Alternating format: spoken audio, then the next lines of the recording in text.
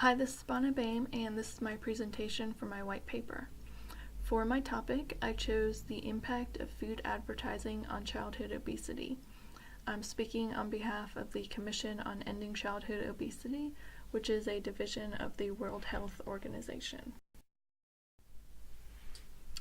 Childhood obesity is one of the most serious public health issues of the 21st century, affecting over 42 million children globally under the age of 5. In the United States alone, 1 out of every 5 children is obese. These statistics are continuing to rise at an alarming rate, posing an urgent and serious challenge. There has been little progress made in tackling childhood obesity, and the small headway that has been achieved has been both slow and inconsistent. The United Nations is attempting to fix this, as can be seen with its establishment of the Commission on Ending Childhood Obesity and the Sustainable Development Goals. According to the World Health Organization, the overarching goals of the Commission on Ending Childhood Obesity are to provide policy recommendations to governments to prevent infants, children, and adolescents from developing obesity, and to identify and treat pre-existing obesity in children and adolescents. The aims are to reduce the risk of morbidity and mortality due to non-communicable diseases, lessen the negative psychosocial effects of obesity both in childhood and adulthood, and reduce the risk of the next generation developing obesity. The Commission on Ending Childhood Obesity created comprehensive recommendations to address this issue in 6 categories, which can be seen on the graphic on this slide. The categories are: promote the intake of healthy foods, promote physical activity, preconception and pregnancy care, early childhood diet and physical activity, health, nutrition, and physical activity for school-aged children, and lastly, weight management. Shortly after the establishment of the Commission on Ending Childhood Obesity, the United Nations set the Sustainable Development Goals, which are goals and indicators used by member states to develop agendas and political policies. A core priority included was the prevention and control of non-communicable diseases.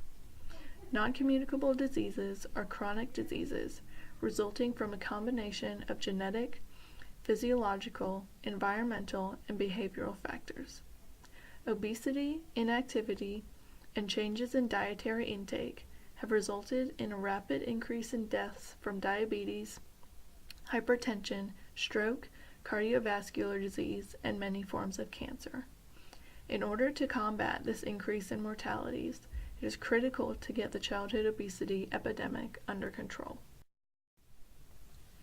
Obesity is a non-communicable disease defined as having excessive body fat, which occurs when energy intake is higher than energy expenditure over a long period of time. The official measurement for obesity is the body mass index, which is measured by dividing weight in kilograms by height in meters squared. To be considered overweight, a child must have a BMI at or above the 95th percentile based on age and gender-specific growth charts. Environmental factors such as easy access to fast food and the appeal of television have been identified as leading non-genetic causes of childhood obesity. Watching television encourages a sedentary lifestyle while simultaneously discouraging energy expenditure, and at the same time increasing the consumption of energy-dense foods due to the exposure of advertisements for these products. Globalization, which refers to the ever-increasing worldwide flow of ideas, practices, and material objects, spurred by organizations and transnational institutions, and resulting in increasing interdependency between people and nations across the globe, is a key force behind the obesity epidemic. While many positives have come from globalization, such as better technology and an increase in the trade of goods and services, it has had a negative effect on diet and activity, which has contributed to the obesity crisis. Many researchers have placed the global food production, marketing, and distribution sector, including soft drinks, fast food, and other multinational companies, at the center of blame. The Commission on Ending Childhood Obesity has laid a strong foundation of comprehensive recommendations to address the childhood obesity problem, including putting forth the recommendations and resolution listed on this slide, which state the following. Recommendation 1.3 says member states should implement the set of recommendations on the marketing of food and non-alcoholic beverages to children to reduce the exposure of children and adolescents to and the power of the marketing of unhealthy foods. Recommendation 4.5 states that member states should develop regulations on the marketing of complementary foods and beverages in line with World Health Organization recommendations to limit the consumption of foods and beverages high in fat, sugar, and salt by infants and young children. Resolution WHA 63.14 says a global strategy must be implemented to provide responsible marketing, including the development of a set of recommendations on the marketing of foods and non-alcoholic beverages to children, in order to reduce the impact of food high in saturated fats, trans fatty acids, sugars, or salt, in dialogue with all relevant stakeholders. Unfortunately, none of these have been successfully implemented, which is why a new resolution needs to be passed.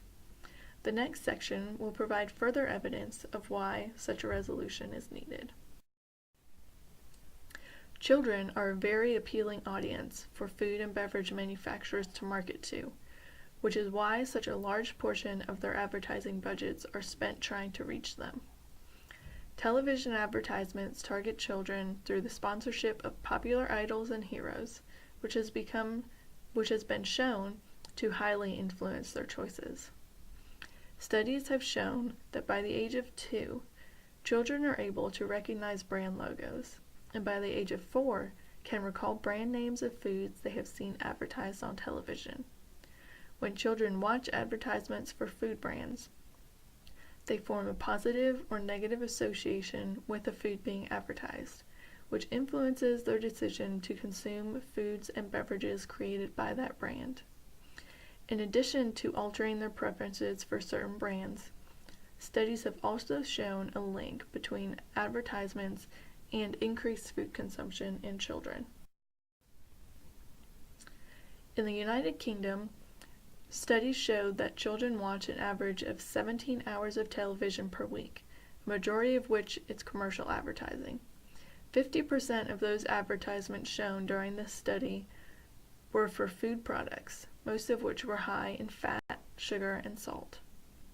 A similar study on the correlation between food advertising and childhood obesity, done in the United States, found that approximately 30% of advertisements shown during children's television programs were for food, primarily for sugary cereals, sweets, snacks, fast food, and beverages.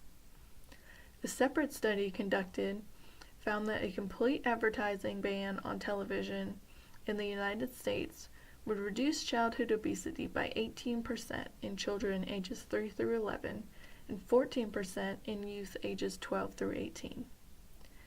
In another study of food advertisements that aired during children's television shows in Australia, the United States, and 8 European countries, researchers found evidence showing that there is a correlation between food advertising and obesity in children, and that the nature of the advertisements appeared to be significant, with advertising of sweet and fatty foods appearing to be particularly strongly linked to excess body weight. The combination of all these findings referenced show a strong correlation between food advertising and obesity in children. Childhood obesity is a worldwide crisis that needs to be ended. The table on the slide lists 11 possible approaches that could be implemented to combat childhood obesity around the world.